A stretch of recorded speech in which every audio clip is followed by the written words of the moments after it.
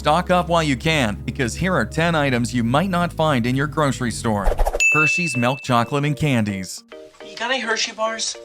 Normally, the best time to load a stash of Halloween candy is in the days following spooky season when it goes on sale. But this year, it might be best to get ahead of schedule. Lingering supply chain issues for classic milk chocolate ingredients like cocoa, edible oil, and dairy have been an issue for the famous manufacturer of Hershey's line of sweets. And the busiest time of year for the manufacturer is, of course, Halloween and the Christmas holidays. Hershey's typically manufactures over 40% of all chocolate sold in the United States, and Halloween alone accounts for about 10% of the company's annual sales. During shortages, they've had to decide if they want to meet the demand for year-round chocolate production or put more effort into their seasonal treats being ready for the holidays. The company had officially announced in July that it had decided to focus on keeping up with its normal sales and therefore would be unable to meet the Halloween and Christmas demand. But panicked chocoholics didn't have to stress very long. The Pennsylvania-based Choco Empire announced a milk chocolate miracle 2 months later. Hershey officially retracted their earlier statement after they made adjustments to their production lines that would allow their factory to meet Halloween demand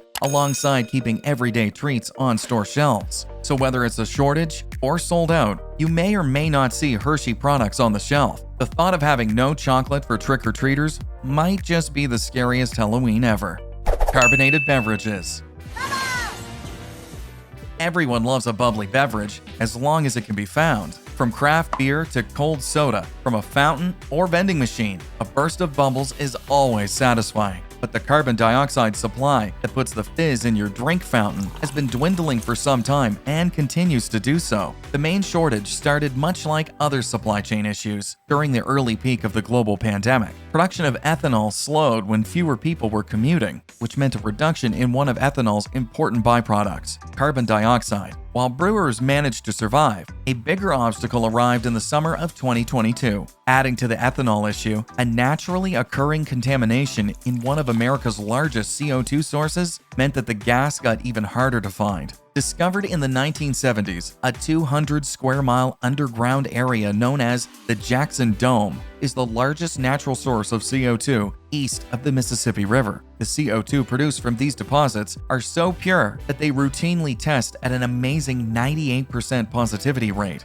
That purity level was disrupted, however, by the discovery of an underground volcano that was spewing enough toxic gases that it ended up contaminating the carbon dioxide supply. Carbonated drinks don't just get their tongue-tickling sensation from CO2, but manufacturers and sellers need it to move beer between kegs, tanks, and canning lines. It's also used to remove excess oxygen from production tanks. While the shortage hasn't caused any disruption for products in major markets, if it continues, there might be fewer sparkling beverages on the shelves. Sugar.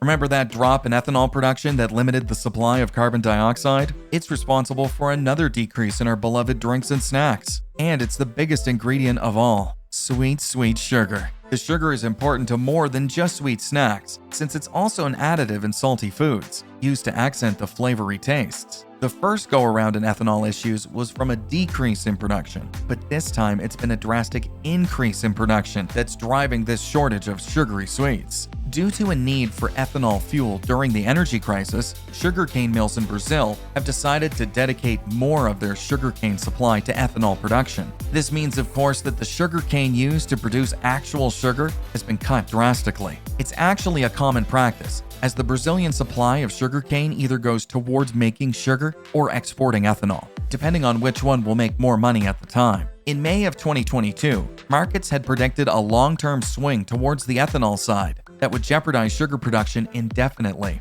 But that prediction changed quickly when the Brazilian government cut fuel taxes, which lowered the price of ethanol. So sugar production is back in a big way. Brazil produced 5% more sugar this August than it did last August, which is an overall 2% shift of total sugarcane use away from the fuel side. Even if 2% doesn't sound like much, each percentage point represents 700,000 tons of sugar. How sweet it is. Sriracha sauce.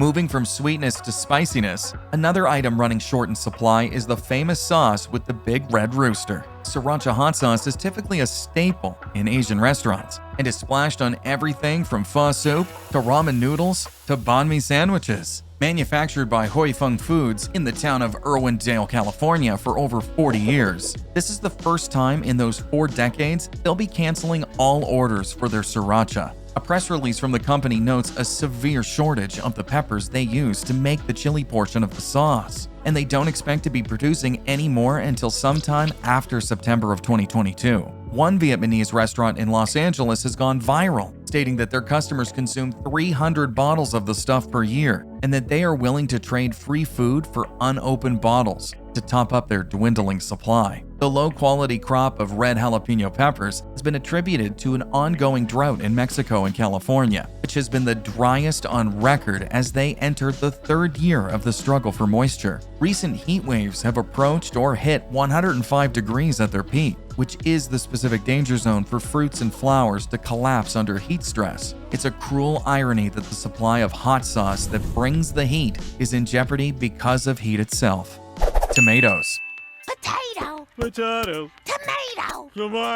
That severe drought in California and Mexico is doing damage to another familiar red fruit crop besides those red jalapenos, and it has an even larger impact than the hot sauce market. The commonplace tomato touches food consumption well beyond being an ingredient in salads or on top of cheeseburgers. The ketchup that goes on French fries, the sauce that goes on pizza, the marinara and the bolognese that coats spaghetti dinners, and the salsa that game day nachos gets dipped in. All tomato-based and all in trouble. The water shortage from this ongoing drought is not only creating trouble for the crops to grow, but the tomatoes that do survive need water too. California is estimated to produce around 25% of the world's tomatoes, and most of those need to be processed in ways like preserving them in cans and jars, or pureeing them into sauce, and that requires water too. With the state of California issuing water usage restrictions, it's been estimated that the cost of growing and then harvesting a single acre of tomatoes has doubled from 10 years ago. Kraft Heinz Company are America's ketchup kings, and they also depend on tomatoes for salad dressings and pasta sauces. They have issued media statements noting that they don't predict any gaps in supply that would affect production. Considering they crank out nearly 2 billion bottles of ketchup a day,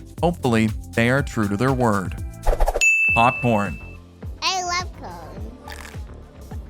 cone. Supply chain woes may be more common when it comes to snacks, but let's not forget the times during the last few years when just going out to get those snacks was a challenge. No restaurants, no pubs, not even movie theaters were open due to restrictions. And without a fun night out of catching a flick, people were missing out on the best part of the whole experience: hot and fresh buttered popcorn. With a return to in-person moviegoing, popcorn no doubt tops the list once again as the go-to munchie at a theater. But the salty snack is becoming another victim of supply issues, and there may be less and less of it soon. And because less corn, and therefore less popcorn, was hitting the market, the suppliers of things like serving bags, lids, containers, and tubs cut back on their production too. So even if theaters can find a solid popcorn supply, they might not have anything to serve it in. The culprit seems to be the intentional reduction in corn crops, since farmers were making less money from it when they were stuck selling less corn during recent times. The United States Department of Agriculture has estimated a 4% drop in corn harvests compared to last year.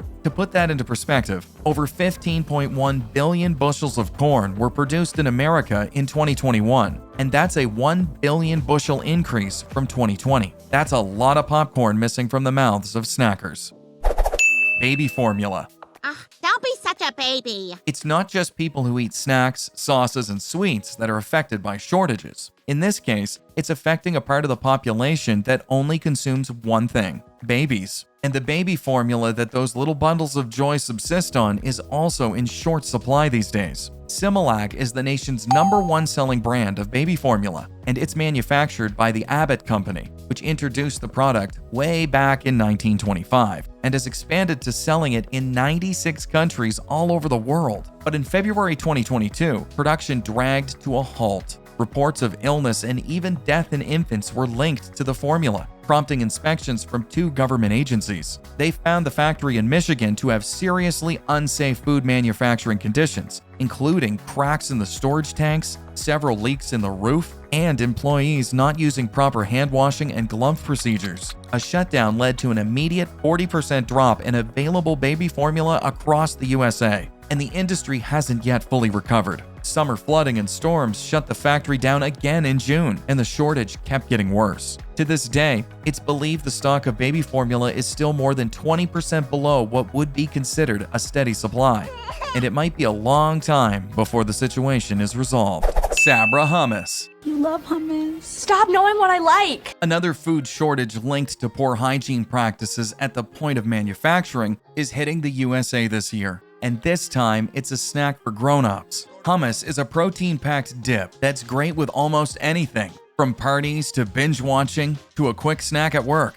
It even ranked as Americans' 5th most popular dip in a 2022 poll. But one of the country's largest manufacturers has committed a crime worse than double dipping. The Sabra factory in Virginia has had on and off issues dating as far back as 2016 that led to recalling hummus that was contaminated with salmonella. That happened again in 2021, and this time the factory was ordered by the Food and Drug Administration to temporarily shut down and literally clean up its act. It cost them a 32% drop in sales and a 16% loss of their market share. And although Sabra expects to be back in production in late 2022, they figure it'll have lost them a total of $17 million.